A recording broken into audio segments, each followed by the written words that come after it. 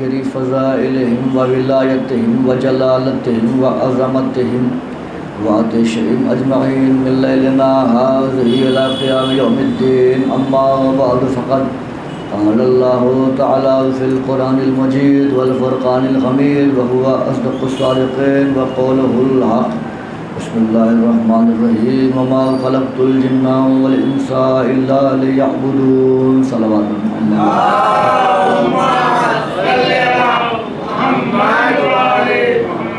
ہر حمد، ہر ثنا، ہر عظمت، ہر بلندی، ہر عزت، ہر توقیر، ہر شہرت، ہر منقبت، ہر فضیلت، ہر قصیدہ سزاوار ہے اس خدا وحدہ لا شریک کے لیے جو چھپا ہوا خزانہ تھا، جس نے کل لا سے گوہر مکان کو پے کرے وجود عطا کیا اور خود لا مکان رہا، جس نے تخلیق فطرت و تکوین ما سوا کا ارادہ کیا اور ایک ادائے کن کے ذریعے چشم زدن سے بھی کم وقفے میں چندی عالم ہائے گوناگوں کو کتمان عدم سے نکال کر نص شہود پر الوادر کر دیا۔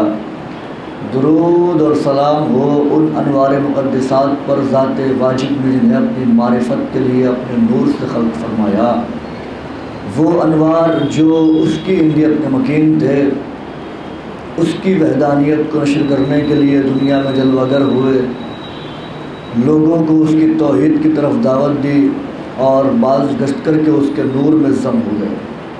اس خدا وحدہ لا شریک کی سب سے بڑی حمد اور ثنا یہ ہے کہ وہ ان ہستیوں کا خالق ہے جو فرش پہ ہوں تو سب کے سب محمد ہوتے ہیں، عرش پہ ہوں تو سب کے سب علی ہوتے ہیں۔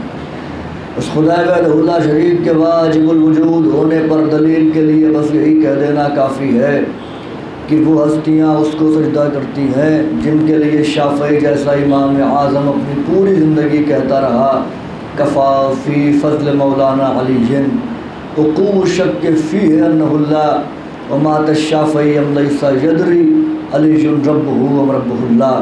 شافعی پوری زندگی کوشش کرتے رہے لیکن سمجھ نہ سکے ان کا رب اللہ ہے یا ان کا رب علی ہے۔ میں ہزاروں بار عمریں نو پاؤں اور ان کی دہلیز کے جاروں کش سلمان کے نالین کے تسموں سے لپٹی ہوئی خاک کے پاک کے ذروں کو اپنے چہرے پر ملتا رہوں اور پھر سلمان دنیا ادراک میں معرفت کے تخت پر جلوہ افروز ہو کر ایمان کے 10 درجے کا تاج اپنے ماتھے پر سجا کر میری طرف ایک نئی سی نگاہ کر دے، تب کہیں ممکن ہے کہ میں انوار خدا کی شان میں کچھ بولوں۔ صلوات پڑھ دوں محمد والا۔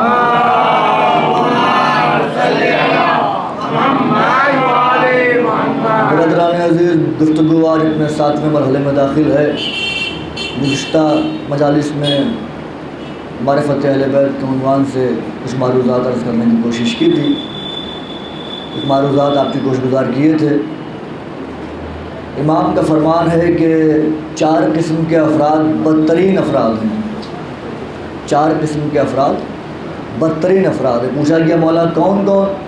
کا پہلا وہ بدترین ہے جو دنیا کی ہر کتاب پڑھ لے لیکن قرآن نہ پڑھے۔ پہلا بدترین انسان کون ہے؟ جو دنیا کی ہر کتاب پڑھ لے لیکن قرآن نہ پڑھے۔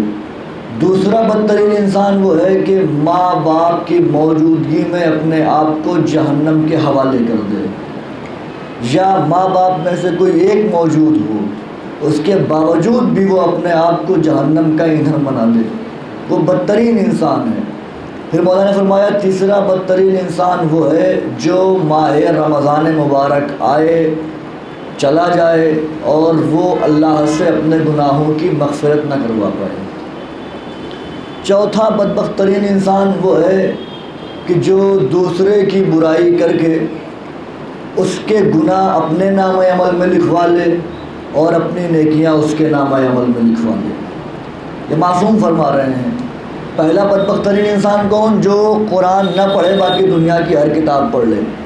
دوسرا کون ہے؟ جو ماں باپ کو ناراض کر کے اپنے آپ کو جہنم کا ایندھن بنا دے۔ یہ بات کس کی ہو رہی ہے؟ غیر معصوم ماں باپ کی بات ہو رہی ہے۔ یعنی اگر کوئی انسان غیر معصوم ماں باپ کو ناراض کرے، اپنے آپ کو جہنم کا ایندھن بنا لے، ان کی ناراضگی انسان کو جہنم تک پہنچا دیتی ہے۔ یہ ہے غیر معصوم ماں باپ کی عظمت کہ اگر غیر معصوم ماں باپ ناراض ہو جائیں تو ان کی ناراضگی بندے کو انسان کو جہنم تک پہنچا دیتی ہے، ان کی ناراضگی جہنم تک پہنچا دیتی ہے۔ غیر معصوم ماں باپ کی بات ہو رہی ہے، اگر غیر معصوم ناراض ہو جائے، غیر معصوم ماں باپ ناراض ہو جائے تو انسان کو جہنم تک پہنچا دیتی ہے یہ ناراضگی۔ اب ملت کو غور کرنا چاہیے کہ اگر غیر معصوم ماں باپ ناراض ہو جائیں تو انسان جہنم کا ایندھن بن جائے، اس کے لیے کیا خیال ہے؟ اس فاطمہ کے بارے میں کیا خیال ہے جس کے لیے محمد نے کہا فاطمہ تو ام ابیہا، فاطمہ اپنے باپ کی ماں ہے۔ جو فاطمہ کو ناراض کرے گا اس کا انجام کیا ہوگا؟ ایک صلوات پڑھ دیں محمد والے محمد۔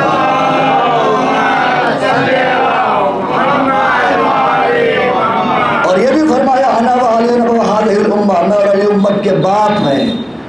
باپ کو حق ہوتا ہے بچے کو آگ کر دے، بچے کو بے دخل کر دے، اور اگر باپ آگ کر دیتا ہے تو بچہ نہ یہاں کا حقدار ہوتا ہے نہ وہاں کا حقدار ہوتا ہے۔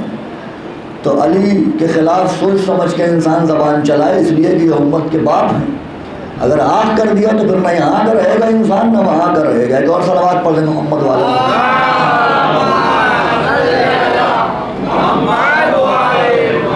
فرمایا کہ تیسرا بدبخت ترین انسان وہ ہے جو ماہ رمضان آئے، ماہ رمضان مبارک آئے اور چلا جائے اور انسان اللہ کی بارگاہ میں اپنے گناہوں کی بخشش نہ کروا پائے۔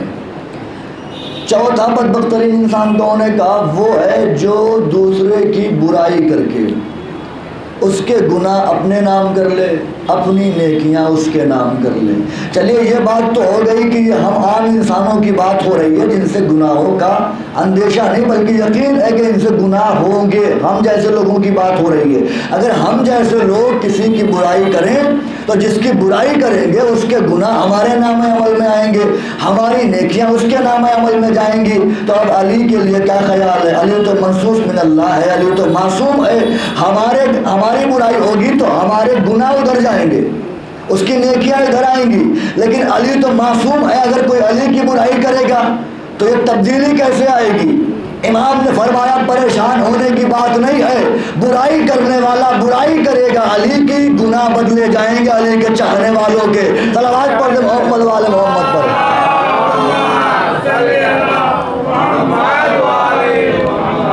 اور فرمایا آپ نے برائی کرنے والا برائی کرے گا علی کی، نیکیاں تبدیل ہوگی۔ اچھا یہ بھی ایک عجیب بات ہے علی کی ذات میں، آپ کسی کی زیادہ تعریف کرنے لگیے تو کہا جائے گا خوشامد گیری کر رہے ہیں، اور اگر آپ برائی کریے تو کہا جائے گا غیبت، یعنی گناہ کر رہے ہیں۔ زیادہ تعریف کرنا بھی بیکار ہے اور برائی کرنا بھی گناہ کے زمرے میں آ رہا ہے، لیکن یہ کمال صرف علی کی ذات کو حاصل ہے۔ علی کی تعریف کی جائے تب بھی ثواب ہے، علی کے دشمن کو ذلیل کیا جائے تب بھی ثواب ہے۔ صلوات پڑھ دیں محمد والے محمد پر۔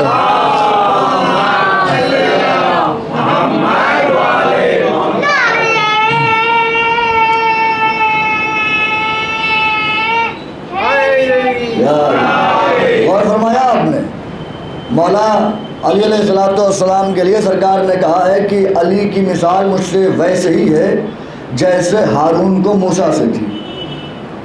وہی منزلت ہے علی کی میرے نزدیک جو ہارون کو موسیٰ سے تھی۔ ہارون جناب موسیٰ کے وزیر تھے اور ان کے وزیر تھے یوشع بن نون۔ اب دیکھیے کوئی چیز تو ملے گی نا جو علی کی مثال دی ہے، ورنہ یہی مثال تو نہیں دے دی ہے۔ یوشع بن نون جناب موسیٰ کے وزیر ہیں۔ موسیٰ کے بعد موسیٰ کی زوجہ جو شعیب نبی کی بیٹی ہے وہ زرافے پر بیٹھ کر موسیٰ کے وزیر یوشع بن نون سے لڑنے کے لیے آئیں۔ توجہ کیجیے گا، روایتوں میں ہے کہ روز محشر ایک نبی اپنی زوجہ کو پہچانے گا نہیں۔ موسیٰ کے متعلق ہے کہ موسیٰ اپنی زوجہ کو نہیں پہچانیں گے۔ کہا کیوں نہیں پہچانیں گے؟ کہا اس لیے کہ موسیٰ کے جانے کے بعد موسیٰ کی زوجہ زرافے پر بیٹھ کے ان کے وسیع یوشع بن نون سے لڑنے کے لیے آ گئی، لڑنے کے لیے آ گئی۔ یہ لڑنے کون آ رہی ہے؟ یہ موسیٰ نبی کی زوجہ ہیں اور شعیب نبی کی بیٹی ہے، کسی مسلمان کی بیٹی نہیں ہے، شعیب نبی کی بیٹی ہے۔ لڑنے آئی ہیں یوشع بن نون سے، یوشع بن نون سے۔ یہ یوشع بن نون وہ ہے جو علی سے افضل نہیں ہے۔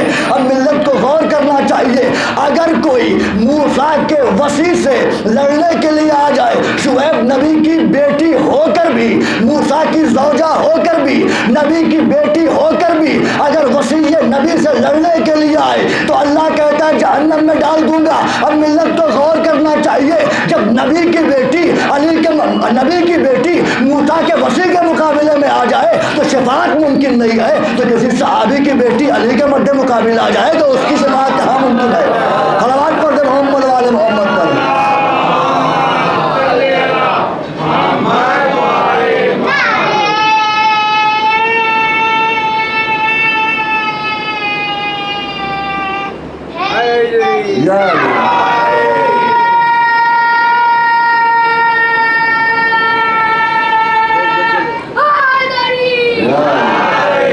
وہ چہرے کبھی نہ مرجھائیں جو نام علی پر گلاب کی طرح کھل جاتے ہیں.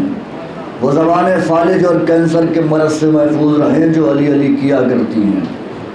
جو علی کے مد مقابل آئے گا اسے رسوا بھی ہونا ہے، ذلیل بھی ہونا ہے اور جہنم کا ایندھن بھی بننا ہے. علامہ ناصر عباس مرحوم وہ زیارت پر گئے تھے، اس کے بعد انہوں نے بیان کیا کہ وہ جناب یعقوب کی قبر پر بھی گئے. جب وہاں گئے تو جناب یعقوب کی قبر کے پہلو میں ایک دائیں طرف قبر بنی تھی، ایک بائیں طرف قبر بنی تھی. تو جو زائرین تھے وہ اس قبر کو بھی چومنے کے لیے آگے بڑھے، تو وہاں کے جو خادم تھے انہوں نے منع کر دیا کہ نہیں، اس قبر کو نہیں چومنا ہے. توجہ، کہ اس قبر کو نہیں چومنا. کہا کیوں نہیں چومنا ہے؟ کہ آج یہ یعقوب نبی کے بیٹے ہیں. کہ تو پھر چومنے دیجیے. کہا یہ وہ بیٹے ہیں جنہوں نے یوسف کو مارنے کی کوشش کی اور کنویں میں ڈالا، یہ وہ بیٹے ہیں. تو انہوں نے کہا پھر آپ نے انہیں یہاں کیوں رکھا ہوا، یہاں سے نکال کے کہیں اور دفن کر دیجئے. انہوں نے کہا ہم نے ایک بار کوشش کی تھی کہ یہاں سے ان کو نکال کے کہیں اور دفن کر دیں. جناب یعقوب خواب میں آ گیا. انہوں نے کہا خبردار، ان کو یہی رہنے دو، نکالنا نہیں. توجہ، انہیں یہی رہنے دو، نکالنا نہیں. کہ کیوں نہیں نکالنا؟ کہ اس لیے مت نکالو کہ روز محشر جب اللہ کہے گا اے یعقوب یوسف کے مجرم کہاں ہے، تو مجھے تلاش نہ کرنا پڑے. ایک کو دائیں سے پکڑ کے اٹھاؤں، ایک کو بائیں سے پکڑ کے اٹھاؤں. اب سمجھے محمد کے پہلو میں دو کیوں لیٹے ہوئے ہیں. روز محشر جب اللہ کہے اے محمد بطول کے مجرم کہاں ہے، تو محمد ایک کو ادھر سے اٹھائے، ایک کو ادھر سے اٹھائے. صلوات پڑھتے محمد والے محمد پر.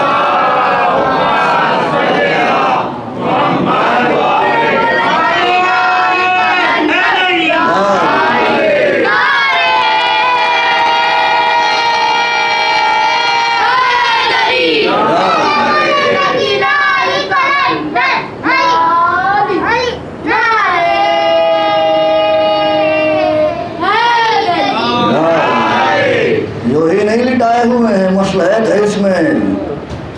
ہاں پیغمبر اٹھائیں گے. یہ رہے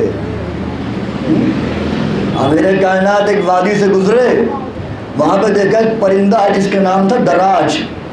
مولا نے اس سے پوچھا یہ بتاؤ تم یہاں کب سے ہو؟ اس نے کہا مولا 100 سال سے اوپر ہو گیا میں یہاں پر ہوں. کہ یہ بتاؤ تمہیں بھوک نہیں لگتی، پیاس نہیں لگتی؟ کہ مولا بھوک بھی لگتی ہے، پیاس بھی لگتی ہے. پھر کہا 100 سال سے اس وادی میں نہ کہیں پانی ہے، نہ کہیں کھانے کی کوئی شے ہے، تم 100 سال سے زندہ کیسے ہو؟ توجہ، 100 سال سے زندہ کیسے ہو؟ دراج نے کہا مولا جب مجھے بھوک لگتی ہے تو درود کی تلاوت کرتا ہوں، جب مجھے پیاس لگتی ہے تو آپ کے دشمنوں پر لعنت کرتا ہوں. جب مجھے پیاس لگتی ہے تو آپ کے دشمنوں پر لعنت کرتا ہوں.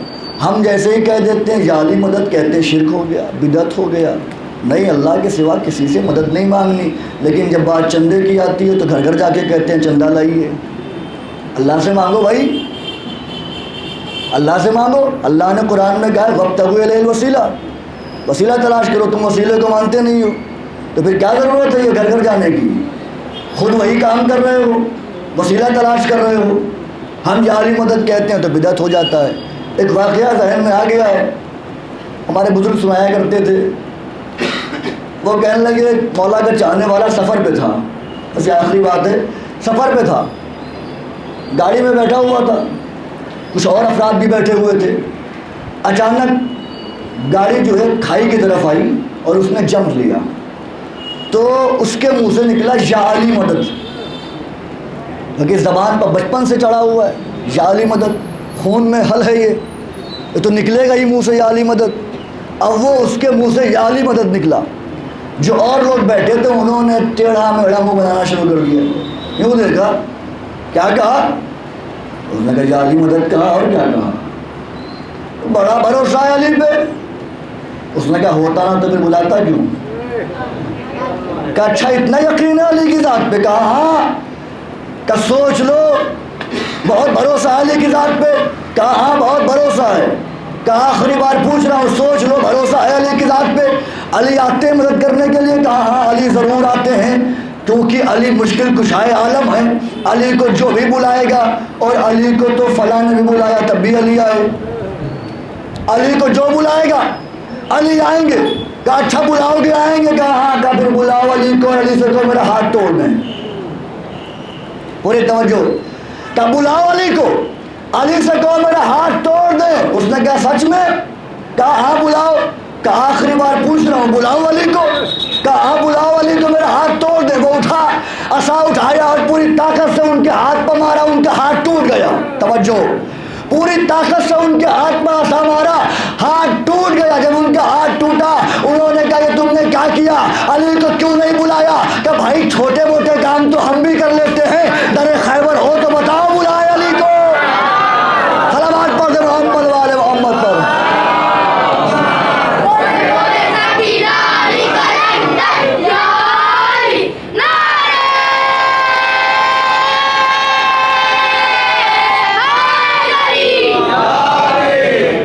اور فرمایا آپ نے کوئی بھی شے، اب ہم یا علی مدد کہتے ہیں تو اللہ کا بھی ایک نام علی ہے۔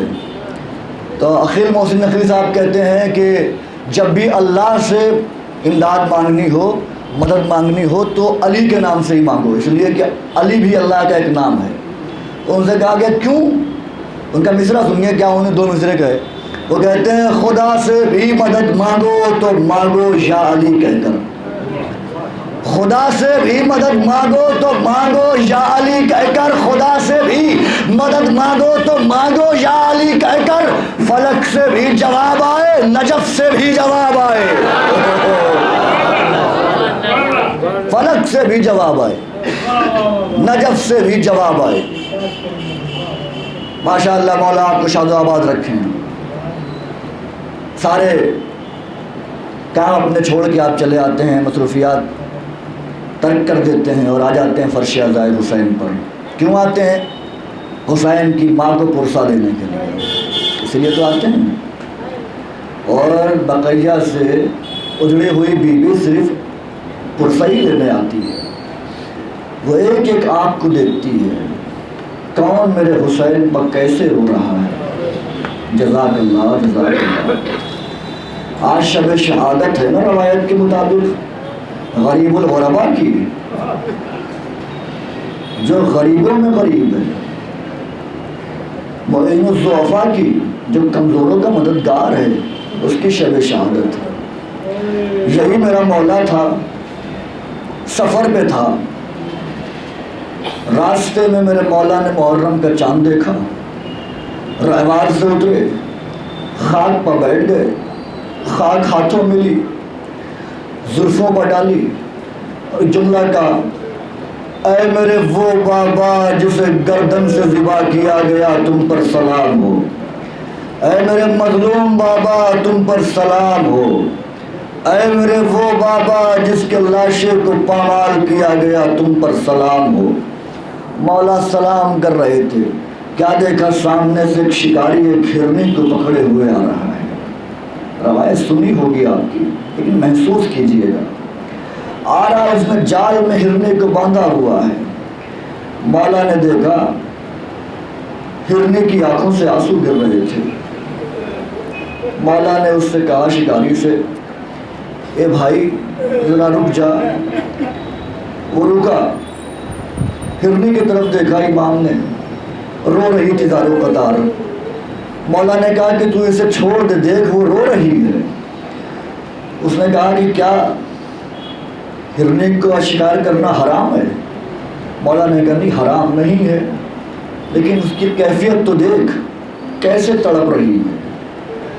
اس کے بعد مولا نے ہرنی کی طرف دیکھا، اور اعجاز امامت سے اس سے گفتگو کی کہ یہ بتا تو کیوں رو رہی ہے؟ ہرنی گویا ہوئے کہ مولا میں اس لیے نہیں رو رہی کہ اس نے مجھے پکڑ لیا ہے، بلکہ میں اس لیے رو رہی ہوں کہ میرے 2 بچے ہیں اور میرے بچے بھوکے ہیں۔ مولا بس اس شکاری سے اتنی مہلت دلوا دیجیے کہ میں جا کر اپنے بچوں کو دودھ پلا دوں، اور میں وعدہ کرتی ہوں مولا کہ میں دودھ پلا کر واپس آ جاؤں گی، آپ کی ضمانت کے مطابق میں واپس ضرور آؤں گی۔ مولا نے شکاری کی طرف دیکھا کہ بھائی چند لمحے کے لیے اسے رہا کر دے، اس کے بچے بھوکے ہیں، یہ دودھ پلا کر آ جائے گی۔ اس نے کہا اے عرب، وہ جانتا نہیں تھا کہ یہ مولا ہے، اس نے کہا اے عرب، کبھی کوئی جانور آزاد ہونے کے بعد واپس بھی آیا ہے؟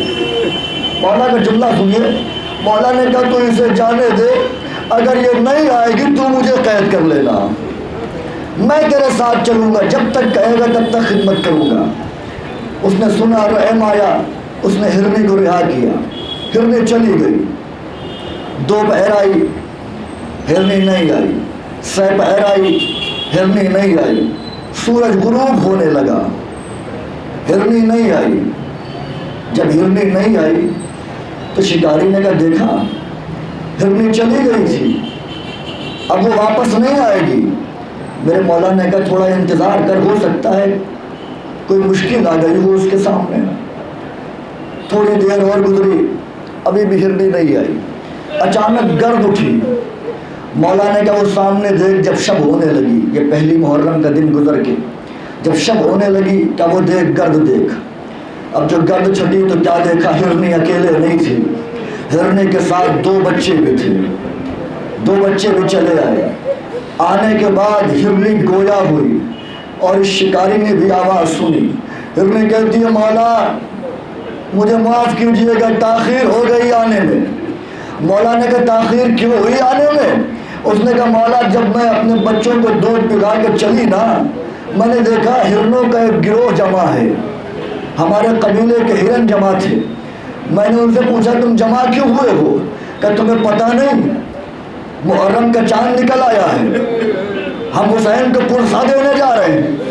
میں نے سوچا کہ شاید کل شکاری مجھے ذبح کر دے تو آج آخری بار حسین کی مجلس میں شریک ہو جاؤں، غریب زہرا پر رو لوں۔ مولا میں حسین کو پرسا دے رہی تھی، مولا میں شہزادی کے لال پر گریا کر رہی تھی۔ اے میرے مولا اب یہ 2 بچے آپ کے حوالے ہیں، اس لیے کہ آپ تو جانتے ہیں نا یتیموں کے ساتھ کیسا سلوک کیا جاتا ہے۔ جیسے ہی اس ہرنی نے کہا شکاری مولا کے قدموں پر گر گیا، ہے مولا مجھے معاف کیجیے گا، میں نے آپ کو پہچانا نہ تھا۔ یہ کہنے کے بعد اس نے ہرنی کو رہا کر دیا۔ میں دست ادب جوڑ کے کہوں گا مولا آج آپ سے ہرنی کی قید دیکھی نہ گئی۔ ارے مولا کربلا میں آئیے، حسین کی 4 سال کی بیٹی سکینہ ہے جس کے گلے میں رسی ہے، حسین کی بہن زینب ہے جس کے بازو پر سے گردن بندھے ہوئے ہیں، حسین کا ایک بیٹا ہے جو طاق و زنجیر میں جکڑا ہوا ہے، جو قید ستم ہے، جو پابند ستم ہے، جو زندان میں۔ اللہ لعنت اللہ علی القوم الظالمین سيعلم الذين ظلموا أيام ينقلبون۔ اللهم ارزقنا زيارة قبر الحسين في الدنيا وشفاعته في الآخرة۔ اللهم اجعلنا من الواقعين بمصاب الحسين۔ اللهم اكتبنا من زوار الحسين۔ احسن الله لكم عزاء في عزاء الحسين بجاه محمد وآل محمد۔ یا حسین یا حسین یا حسین، اے زائر حسین السلام، اے زائر حسین السلام، اے زائر حسین السلام۔